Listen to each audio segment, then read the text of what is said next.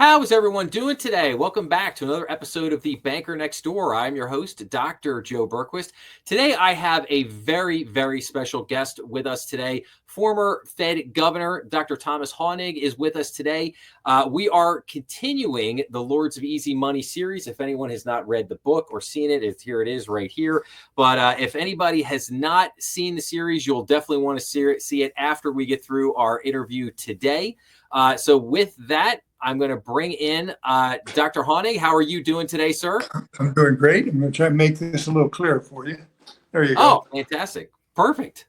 Yes, thank you for being here. Thank you for joining us today. I've got, I think, some really good questions to go through with you. And as always, I mean, I just really appreciate you taking the time to sit with us. Very happy to be with you today, Joe. It's a pleasure. Perfect. No, thank you. And then, okay, so I'll kick us off here with our first question today. So with the book, The Lords of Easy Money, being out now for a few years, how do you feel about the book and its portrayal of you? Do you feel it was a fair and accurate portrayal? Yes, I do. I will give you a little history on that. When the author, Chris Leonard, first approached me, I said, I'm not really interested in it. Tell me more about it. And so he did. I said, well, let me first tell you, for me to even talk to you, you have to go back and read the transcripts of the meetings that I was involved with, where I had a disagreement with the majority of the FOMC, and he did that. So he kept his side of it. He read the transcripts.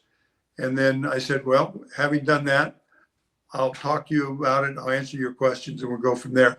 And so as it turned out, I think it was a very fair portrayal. He did quote me correctly because he took it right out of the transcript or directly from any interviews we might have had.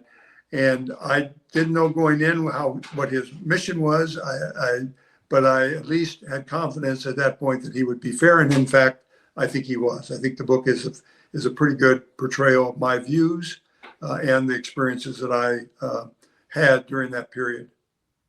Yes, I definitely applaud Mr. Leonard. I mean, he really seemed like he did his homework on this book. He really seemed like he was extremely thorough and went back through a great number, not just the transcripts, but a great number of sources, and really just did a dynamite job of researching and presenting, obviously, some incredible information.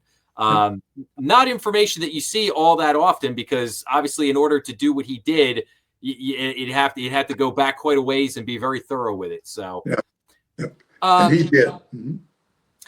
Okay, so leading up to 2010, if we could go back to kind of put you back in the room, you're back at the Federal Reserve, you're in the FOMC meetings.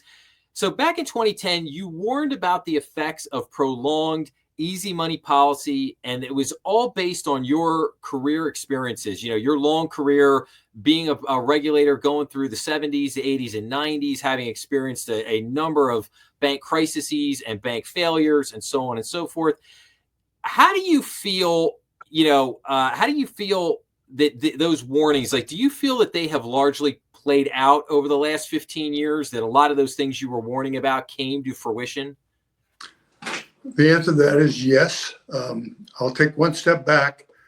During the immediate crisis of the great financial crisis in 2008, I was a supporter of the liquidity injections into the economy because we were in the middle of a crisis. I don't know that I would have been quite as generous with the likes of Bear Stearns and things like some of the other banks. However, I was very agreeable to putting in liquidity. But my point was, by the time we got to 2010, is that we're past the crisis. We're past the immediate crisis.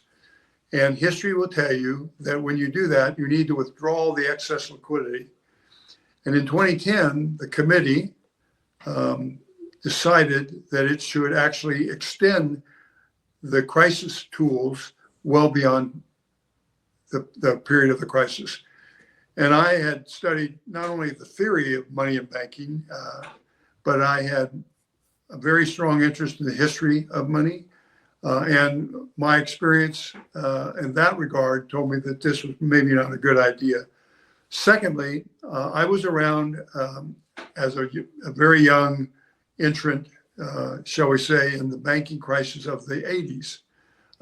And I had seen what the 70s had done when they on again, off again, but they primarily had an easy money policy through most of that decade that led to rapid inflation, but more importantly, that to disallocation of resources, where banks were encouraged to make very speculative loans that led to literally thousands of bank failures.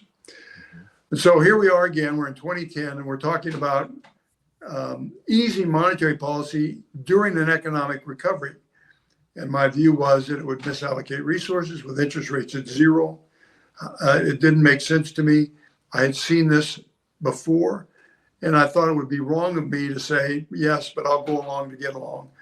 And so I made a very conscious, careful decision to say no and say we need to, and I wasn't advocating for much higher interest rates. I was advocating for not engaging in quantitative easing and allowing interest rates to rise above zero rather than keep them there and to engage in QE. So it was, my objection was to an expanding policy. Now, was it bared out? In my view, it was, because the zero interest rates misallocated resources. And during the following decade, our productivity, our national productivity was lower than normal. Wage increases were subdued more than usual. And importantly, asset values were exploding because all this money was pumped in and had to be placed somewhere. So housing were going up. People, if you held assets, you were a winner. If you're a wage earner, you were not. And I think that was my concern going into it, and it proved to be the case. Yeah, no, absolutely. And I think, you know, one of the things that you learn as you study economics and you study Fed policy decisions over the course of many decades is that it does take a long time for things to play out. I think people in today's world, this kind of instantaneous, like it happens like that.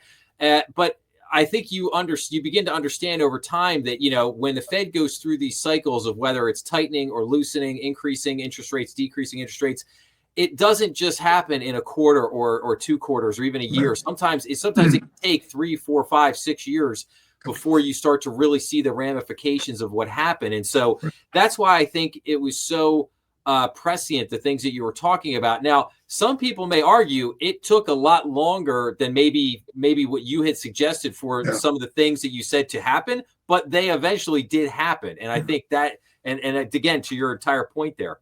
So let me segue to this. Do you have any regrets about your dissenting votes, or maybe do you have any thoughts about things you may have done differently in that time period? Well, I don't have any regrets whatsoever about my views and my votes at that time. If I have regrets, it's that I wasn't able to be more convincing in my arguments with my colleagues, given my confidence that I was right. Now, I kept saying, I hope I'm wrong, but I was pretty confident that I wasn't wrong. And so I only regret I didn't have more influence on it, because I think a lot of what happened in that decade, following that decade, was that it built a distrust, if you will, of the economics that we were in at the time. People, there was things like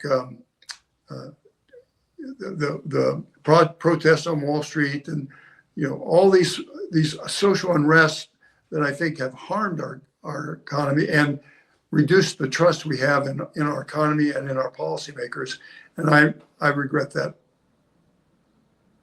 Well, and I'll tell you what, one of the fabulous examples that Christopher Leonard gives in the book, he talks about this gentleman who is over in Indianapolis who works for a manufacturing company, and about how the interplay between kind of hedge funds and private equity and how they buy these companies out and then leverage them up with debt because of this concept of reaching for yield. They had to create, kind of a reverse engineer ways to kind of create more money or more opportunity because they couldn't get it in a low risk way, because there was no, and this might be, again, I'm trying to be careful here because I don't want to lose maybe some of our audience members who aren't as, savvy with some of this stuff.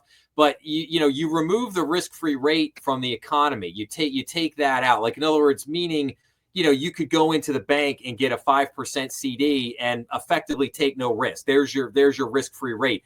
So if I'm a hedge fund manager, and I've got $100 million to invest, I'm sitting there going, well, if I just put the 100 million in the bank, I could earn 5%. So whatever it is you're bringing me, it's got to have a return way better than 5% to entice me to want to do it. So, but when the rate is zero, there's no risk-free rate. So anything is better than zero. And you got, even if you can find an opportunity, even if it's super high risk, if I can make 6 or 7% doing it, that's what I'm going to do. And so that, I think Christopher Leonard did a really good job of pointing that out and giving an example of that in the book. Well, and I think it's even more dramatic than that, because what that example he gives in the book is, if I'm a hedge fund and I can borrow at 3%, I can go in and buy or make a deal with a company, a manufacturing company that he did, and I can borrow it or buy stock back, give them the money to buy stock back. But the point of it is, I can buy it. And so the cost of capital of that company is, say, 6%. You can borrow at 3%. You buy the company, you strip the equity out, you put the debt in place, and you are a wealthy person as a result of that.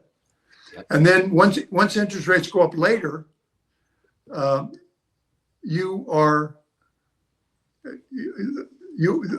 who now that company is now in jeopardy because it has all this debt behind it, and the revenues don't support that at a higher interest rate. So you get these very bad outcomes. And as the book said, that company eventually moved to Mexico. People were unemployed. It was a really sad story, but it was a very effective way to communicate how it disallocates resources. Yep. And we saw, and that was just one example. And obviously you could find dozens of, if not hundreds of examples of that over the last, 10, 15 years. Exactly. Okay. So now let's go into this. So one of the most striking things about the book is the fact that most people don't realize how fundamentally the Fed turned the economic system on its head over the last 17 years, meaning, you got $9 trillion balance sheet of the Fed. You're taking the risk-free rate out of the economy, making individuals and businesses reach for yield, creating the quote-unquote private credit market, putting the repo market at the center of the market liquidity, and so on and so forth. The question here being is, can the market be put back to quote-unquote normal? And if you could do that, would that cause all kinds of economic disruption, at least on a short-term period? Do you have any thoughts for that? Like, can the economy kind of get put back to the way it was, pre-2008? I'll say it that way. Well, it could. It will be difficult. And I think you can do it without enormous disruption in one sense, and that is the Federal Reserve could engage in normal monetary policy again, even with a larger balance sheet, because what it does is just, in a sense, neutralize that excess part of its balance sheet. Doesn't have to take it all out at once, could do it very slowly. And it can adjust interest rates from where they are right now. Say it's 5.3, they could move it up to 5.5 or back down to 5 or even lower without having to go back into quantitative easing. So they could do it. Now, that's being made very much more difficult because of our fiscal side. Our nation is accumulating massive amounts of debt. It's going to continue to accumulate even more debt. And you have to have buyers for that debt. And right now, because of our trade disruptions, if we'll call them that, the rest of the world isn't quite as able or willing to buy our debt.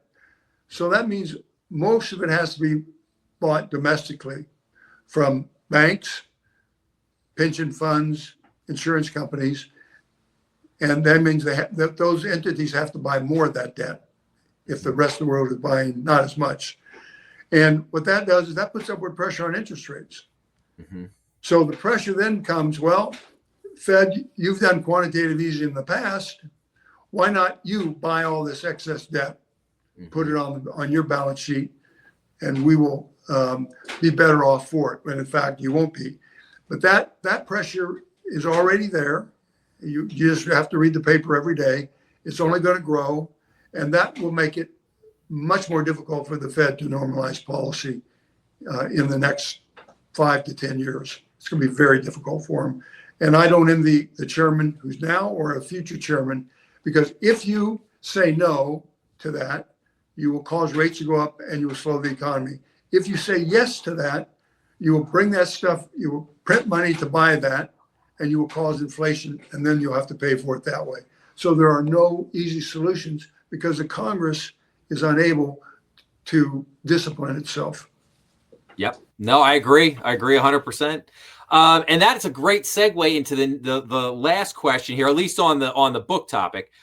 So the Fed, if we could be somewhat fair to them right now, so the Fed has done a good job as of late of bringing down its balance sheet from a high of 9 trillion down to about 6.7 trillion. Yeah. However, the Fed has lost $200+ billion here in the last couple of years, and they have a somewhat whole, depending on how you look at it, of unrealized losses in their bond holdings of over $1 trillion.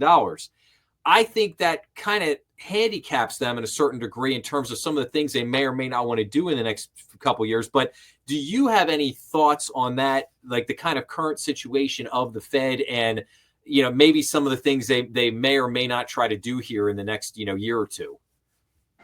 Well, I think it's unfortunate that they have a loss and they actually don't have any capital as such. There are different ways you could address that, but the most likely way is the way they're doing it now. And that is they book the loss as a deferred asset, which no private company could ever do. We have to know that up front. But they do that so they can accumulate those losses because they're an institution in perpetuity. They're part of government, really, especially the Board of Governors.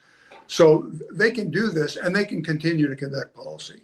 It's just that the amount of money they turn over to the Treasury will be less, but the Treasury has to pay that money out one way or the other because you can't issue their debt without an interest rate on it to the rest of the world or even domestically. So I think it changes how they operate, but I don't think it keeps them from operating in the future. I think their biggest threat is being able to say no to the government and print the money to buy the debt. That's the greatest challenge they have, not their balance sheet as such. Now, I say that, and I want to also point out for your listeners that it took 100 years, as the book says, to increase their balance sheet from zero to less than $1 trillion. And it took literally 5 years to go to 4.5 trillion and 10 years to go to 9 trillion. And now they're down to 6.7, and we say that's an improvement, but that's still 6 times greater than it was in 2008. So it's something that we should be mindful of, and we should not allow that balance sheet to grow like that again. No, absolutely. Absolutely. And so, okay, now if we can, let's just switch gears for a second. So your last official position was, I believe, as vice chairman of the FDIC. So now that you've stepped down from that a few years back, what are you up to now? What are you doing these days? Well, my title is I'm a distinguished senior fellow at the Mercatus Center at George Mason University. And I do a lot of interviews, discussions with people. I write a little blog and I put that out there. And then I speak to different groups around the country who want to hear my thinking on the economy and so forth. And I enjoy that a great deal. Nice. If you were asked to get back into things in some way, shape, or form, would you consider it, or would you still think about going back and even if it was in like a consulting capacity or something like that? Would that interest you at this point in your life? Well, I do a little bit of consulting, so yes, the consulting part would interest me. I don't think I'd want to get. I wouldn't want to be the chairman of the Fed right now because you are not going to win on that deal. No. right today, because the president wants easy rates. I think that's maybe a little premature. We'll see. But if you're the chairman, you're going to lose either way. Now, if I were to be asked, I'd only lead, but it would be a very difficult job. But I would do it for the country. But I'm not going to be asked anytime soon. Gotcha. No, absolutely. No, great. Okay, so now I want to ask you a question. I ask this of every guest that I have on to the channel. So do you have a favorite business book or a business related movie? I don't really have a business book. I have policy books, The Price of Time, the Lords of Finance, because I've been in policy all my career. And so I look to that kind of thinking. How do you deal about, what about the history of money, things like that. So those are two books I have read. I really reread them from time to time, just to remind myself how much responsibility you have as a policymaker. Gotcha. Okay. And then finally, I do have your notes here that basically said that if people want to follow you, that they can follow you on LinkedIn, or they can look at you at the Mercatus, if I'm saying that correctly, the Mercatus blog. Or they can follow you on Substack at substack.com/@Tom, Toma, Hoenig, Hoenig. So is that the best way for people to follow you? It would be, and it's not Tom, it's Thomas, Thomas, Hoenig. Gotcha. Okay, Tom. Okay, so Thomas Hoenig, at Thomas Hoenig. So there yes, perfect. Okay, fantastic. Well, I can't, Dr. Hoenig, I cannot thank you enough for coming on today and just taking a few minutes to spend with us. I greatly appreciate it. I know my audience is going to absolutely love this. I hope so. After the series that I did on the book, I think this was just, if I could call this the kind of the icing on the cake, if you will, it was fantastic. And I would just like to say, I applaud you, sir. When I was a boy, my father gave me a book called Profiles in Courage, which was written by John F. Kennedy. And for anybody who hasn't read Profiles in Courage, it's a series of stories about individuals who made very courageous acts at very difficult times. And they did things that were not popular and were not liked in the moment. But as time went on and people had a chance to reflect back on them, they basically said, wow, these individuals were right, and they did very courageous things. And I think that's exactly what you did, Dr. Hoenig. I think what your act was incredibly courageous. And, I hate to say you paid a price for it, but I think you did in some way, as unfortunately what happens when people do very courageous things in life. There's always, a price to be paid for things. But I can't thank you enough for just having the conviction to stand up and stand by your principles and, really do the right thing and say the things that needed to be said at that moment. I think history will shine very, very well on you, sir. I really do. Well, thank you, first of all, for the comment. And thank you also for the outlook to the future, which I hope is also correct. But you never know. History has a way of bringing all the facts out. And I hope they come out. I hope I prove myself right, but we won't know for years to come, probably. I agree with that. I think it will take a while, but like I said, it always does. It always does. But history, history is a very interesting thing. It has a way of coming back and shining things in a very different light than perhaps the way that they were, presented or articulated in the moment, as they say. So. Thank you. But again, yes, thank you, sir. I greatly appreciate it. And I really thank you for the time. And I would say this, if you ever want to come back on at any time and talk about anything, again, this is a channel that's all banking everything all the time. And we talk about kind of all things, the world of finance. So if you ever want to come back on, you are always welcome, sir. Well, thank you very much. And I might just do that. I have a lot of interest in banking, especially regional and community banks. So thank you. It's been great to be with you. Thank you so much, Dr. Hoenig. Okay, I can't thank Dr. Hoenig enough for taking the time to spend a few minutes with us today and really talk about the Lords of Easy Money. If anybody has not been following the Lords of Easy Money series, please go check that out. And I did that series in a fashion. It's 21 total episodes, but I actually broke it up. If you want it, you can follow the book all the way through, literally go chapter by chapter through the book, or I have a couple of faster segments that basically just look at the 3 sections of the book. And then there's kind of a conclusion, wrap up, final episode if you just want to watch that and just get the down and dirty, so to speak, at the end. So there's a couple, I designed the series to be a couple different facets for however you wanted to watch it. If you want to go through the whole thing or you just want it real quick, there's a couple things out there for everybody, depending on what you like. But if you like this episode, please make sure to like, share, and subscribe, as that really helps the channel. Remember, we are on YouTube, Rumble, and all major podcast platforms. Please be sure to leave your comments down below, as I always love getting back to everybody. And as always, please make sure to check out some of the other content on the channel. I hope everyone has a great day out there, and I will see everyone again real soon. Thanks a lot.